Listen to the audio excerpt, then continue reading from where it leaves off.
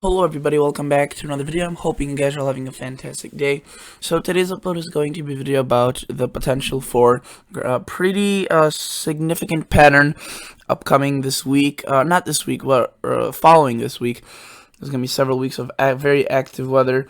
And overall, it just looks very interesting, so I'll be updating you all about on that. But before we get into this video, if you would consider subscribing to this channel, that would really help out a lot. If you are new, go check out this channel, check out this video, watch it through, see if it's worthy of a subscription. If you are a consistent viewer, remember that liking the video always helps out a lot. So thank you so much for that. Let's get on with this. So first, let's look at the GFS model. You can see this stands for Global Forecasting System, and it's one of the models that we look at that forecasts the weather, obviously. And we just had a storm that passed through the East Coast, and really the majority of the country it was a pretty long-lasting storm. Started on Wednesday, and it continued all the way through Sunday. Notice that we have quite a bit of precipitation across the northwest as well. Into the western U.S. we have some rain, some snow, and this is going to contribute to a potential little southern system. You can see right here delivering some moderate to possibly heavy snowfall across parts of the, very localized though, but it's going to be heavy across the parts of Oklahoma, Kansas, and into the panhandle of Texas. And you can see this doesn't really stay into the southern U.S. as a big storm. You can see it kind of just disintegrates, but it does bring a little bit of rain and snow, and it's just maybe a little bit of a teaser.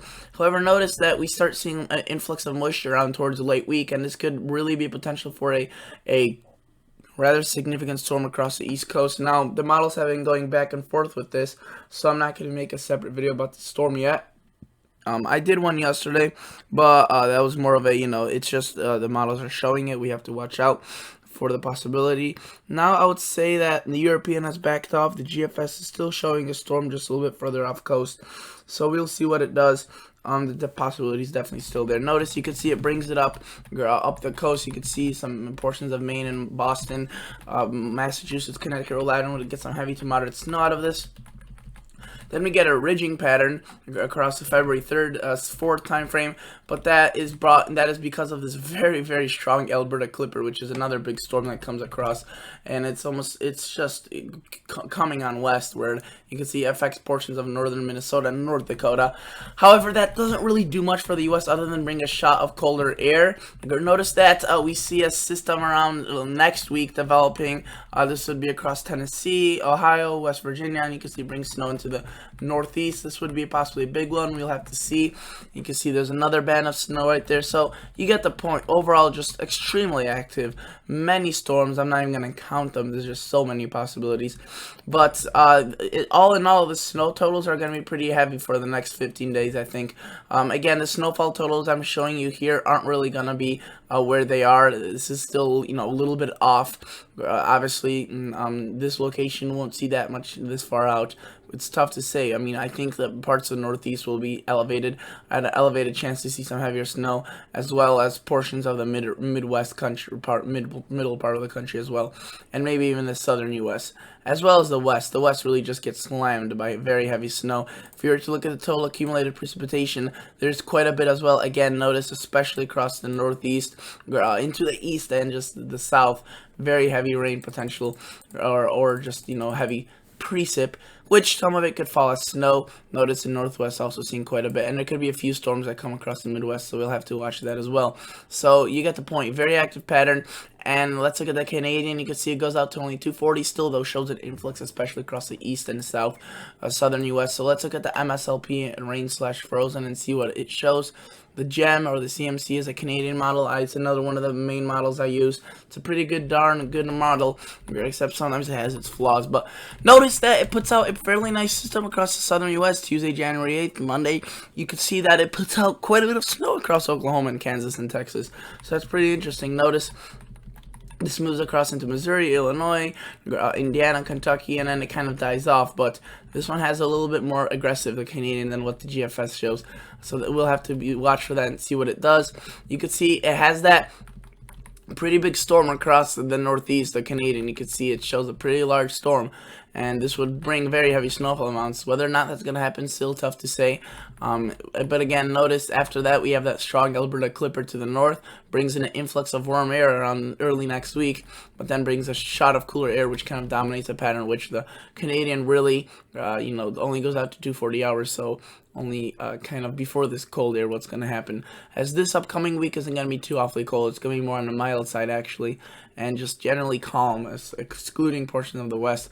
Let's look at the European again showed that big storm that just passed through, drops snow across the northeast, now into the Midwest, and then we see that system across the south may drop a little bit of snow as well according to European, but it doesn't really show that nor'easter like it was earlier on. You can see it doesn't really show anything much at all. It takes it off coast, not really onto the coast, which is a little bit weird. The European jumped off quite a bit off that, and I think that's a little bit concerning, as the consistency with the European has been a little bit less than the other models, and as when we look at far range models, consistency is key, is very much so the key. So this is definitely what the European, where it loses some of its I guess credibility in this situation, is that it's again, its consistency has been pretty poor. Notice we move into long range, we see maybe another storm developing across Tuesday, midweek next week. So yes, that's pretty far out, but we still have to monitor and see what's going on. Just overall, you see the pattern, and notice that it's still active, and rather it remains pretty chilly with cold air. Really, kind of far to the south. It's staying there as a stark reminder that, hey, we're here, we're available, and the European definitely still shows the least out of the cold compared to like the GEFS ensembles, which just show sustained cold across the U.S. You can see by these 500 geopotential heights, it really just shows a sustained cold, and it doesn't really back off on it quite significantly like the European does. So that's something to note of. Now let me look at, I'll show you the snowfall accumulations for the European model. Notice that the European puts out actually quite a bit across the southern U.S. with the Oklahoma, Kansas, Missouri snowstorms, a little small system.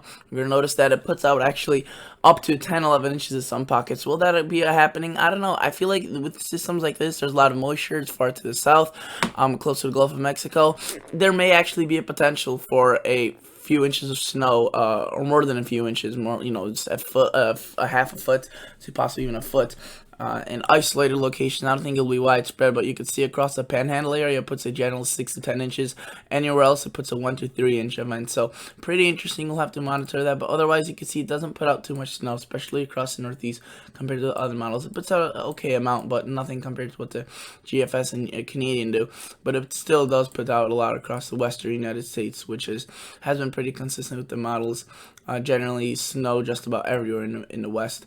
The Midwest not seeing much either, but the European again has been, I guess, underperforming really, and I can't really say that it's the best one yet. Now it seems like the other models are a little outperforming the European. Let's look at the NAM 12KM. This model gives us a good 84 hours out, and I want to see what it does with that southern storm, because I know people will be wondering about that in Oklahoma, Texas, and Arkansas.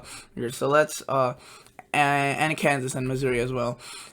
So several states. Let's see what it does with this, and let's look at this. So notice that we have that moisture from the west across the mountains, and that is again where the storm is going to come from. It's going to use a little bit of influence from the Gulf of Mexico, but a lot of its at first initial energy is coming from the west, and because the west have been just getting pummeled with systems.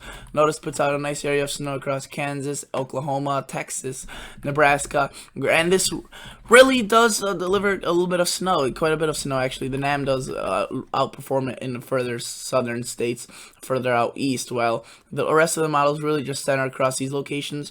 The NAM kind of delivers a little bit more snow across these locations as well.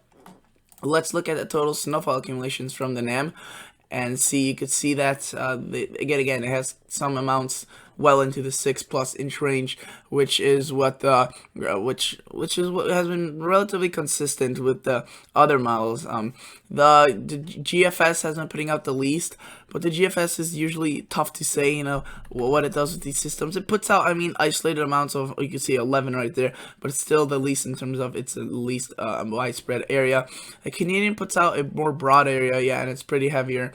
So 6, so 4, 7 inches. So that's really interesting. and we'll have to definitely keep an eye on for that. But overall, very active pattern, and this snowstorm is one to watch. This little snow system, as it's going to be occurring in the next couple of days, and we'll definitely have to keep an eye on for it. Again, this is going to be occurring Tuesday, Wednesday, so if you are living in any of those locations, I would recommend that you stay tuned to your National Weather Service and keep an eye on the radar, as that could affect either the morning, evening commute. I don't know the exact timing, as this one is still a little bit ways away, but you know, it's not too far out, as tomorrow's Monday. This will be occurring Tuesday, Wednesday, which might be actually pretty friendly for those locations, as many haven't been seeing much snow there. But it might be a nice delivery of snow across Oklahoma, Kansas, Texas, Missouri, and into parts of Arkansas. So that wraps it up for today's video, guys. Thank you so much for watching.